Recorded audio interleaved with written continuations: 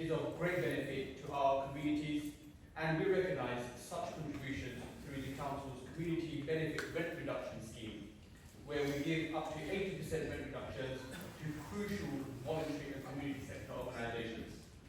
This is part of our overall strategy to embed our commitment to the sector and enable organisations to continue providing value for our residents. Thank you. Thank you very much, Councillor Saeed Ahmed.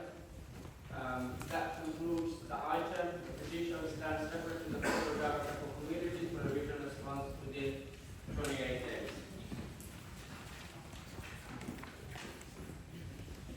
So we move into agenda item number 6 is the Mayor's report. Our full Mayor Lutf Rahman will give his report to the Council, and you have 6 minutes.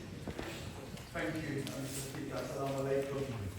Greetings of peace to each and every one of you. I too want to welcome the new councillor for Borough East. Congratulations. Welcome to the chamber. Now moving on to my report.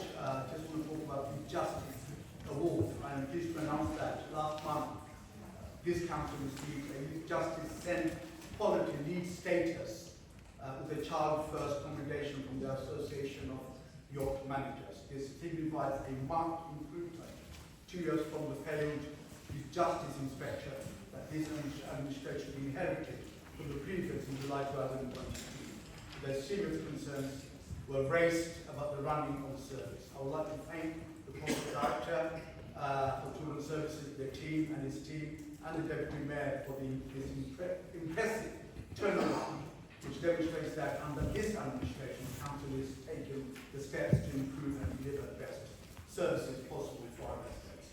I now want to talk about replacement policy in the homelessness services.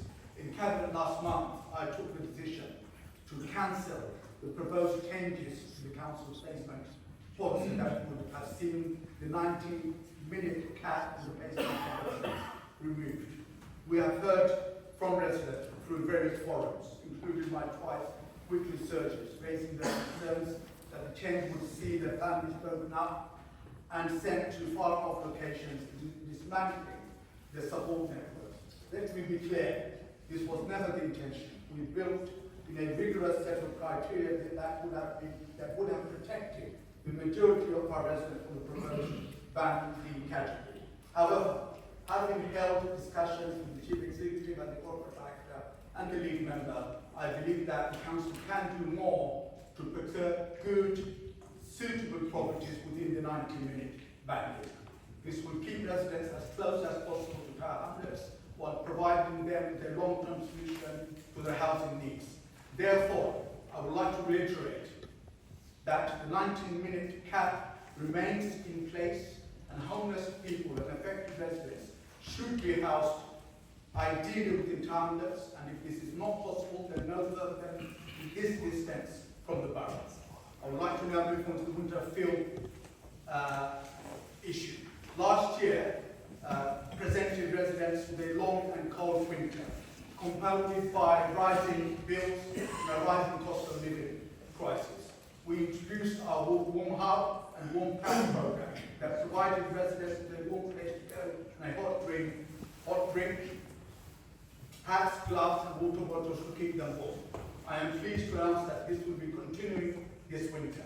However, the recent decision to scrap the winter fuel allowance payment for nearly 10 million pensioners nationally has created more fear that elderly residents will have to choose between heating and eating this winter.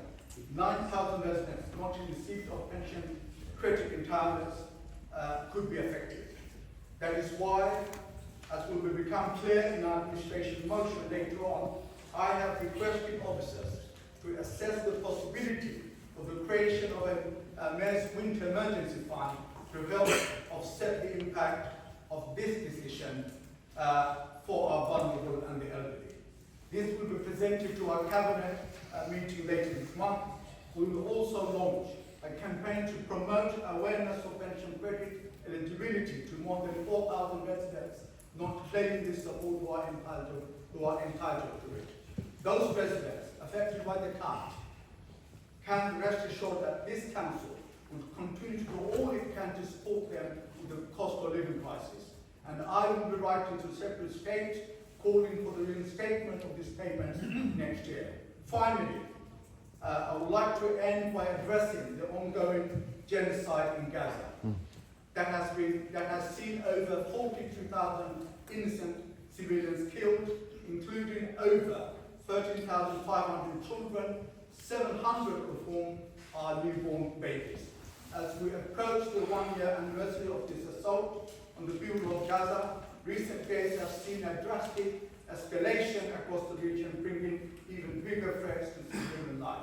Now more than ever, it is essential that a ceasefire is agreed across the board before we see yet more tragedy unfold. Thank you.